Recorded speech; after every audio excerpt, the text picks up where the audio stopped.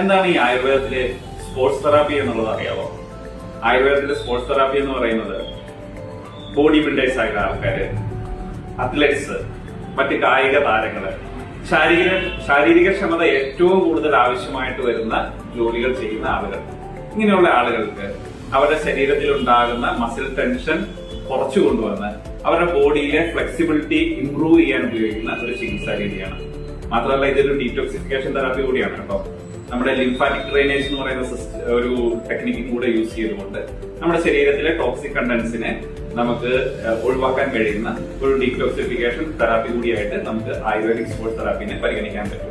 ഇതിന്റെ ഒരു main benefit എന്ന് പറയുന്നത് ആയുർവേദത്തിലെ ഈ മറ്റ് തെറാപ്പികൾ പോലെ തന്നെ ബോഡിയിലെ ഫ്ലെക്സിബിലിറ്റി ഇംപ്രൂവ് ചെയ്യാനും ശരീരത്തിലുണ്ടാകുന്ന എന്തെങ്കിലും തരത്തിലുള്ള പെയിന്, ഇൻജുറീസ് തുടങ്ങിയ കാര്യങ്ങളെല്ലാം നമുക്ക് വളരെ ഫാസ്റ്റ് ആയിട്ട് ക്യൂർ ചെയ്യാൻ കഴിയുന്ന ഒരു ആയുർവേദ തെറാപ്പി ആയിട്ട് ഇതിനെ പരിഗണിക്കാൻ പറ്റും.